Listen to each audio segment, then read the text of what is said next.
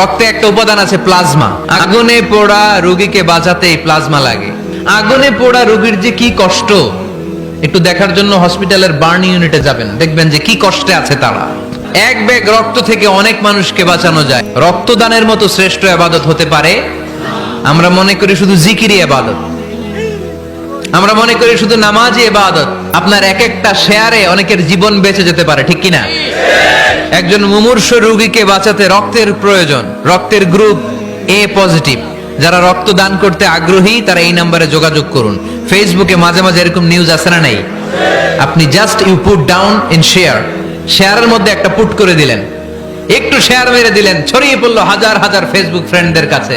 তাদের অনেকে ব্লাড দিতে আগ্রহী, সে তাড়াতাড়ি যে সেখানে ব্লাড ডোনেট করে আসলো। আপনার একটা শেয়ারের কারণে বেঁচে গেল অনেকগুলো প্রাণ। চিল্লা এখন ঠিক কিনা? রক্তদানের মতো শ্রেষ্ঠ ইবাদত হতে পারে? আমরা মনে করি শুধু জিকিরি ইবাদত, আমরা মনে করি শুধু নামাজি ইবাদত। এক ব্যাগ রক্ত থেকে অনেক মানুষকে বাঁচানো যায়। এর মধ্যে আছে হিমোগ্লোবিন, এর মধ্যে আছে প্লাটিলেট, আছে প্লাজমা। রক্তে একটা উপাদান আছে প্লাজমা, নাম শুনছেন? আগুনে পোড়া রোগীকে বাঁচাতে প্লাজমা লাগে।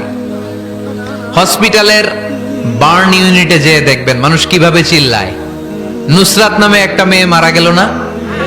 এক বদমাইশের কবলে পড়ে মারা গেল না? তাকে আগুন জ্বালিয়ে দেয়া হয়েছিল তার গায়ে, তার প্লাজমা গুলো জ্বলে গিয়েছিল। আগুনে পোড়া রোগীর যে কি কষ্ট একটু দেখার জন্য হসপিটালের বার্ন ইউনিটে যাবেন, দেখবেন যে কি কষ্টে আছে তারা। এই প্লাজমা গুলোকে অনেক সেন্টিগ্রেড তাপমাত্রা নামিয়ে ঠান্ডা করে দেহে পুশ করা হয়।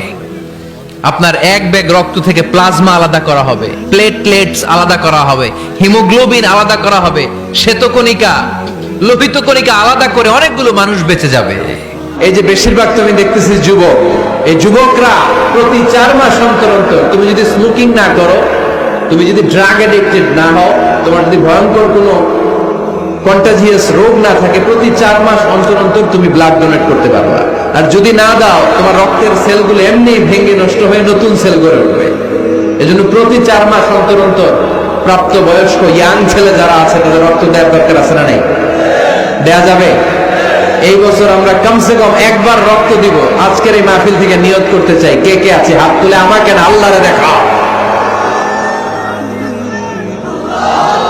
যাদের বয়স 18-এর উপরে তারা আমরা এবছর এক ব্যাগ করে হলেও কোন ল্যাবরেটরিতে যে রক্ত দিয়ে আসবো। পারা যাবে? পারা যাবে? ইনশাল্লাহ পড়ি সবাই।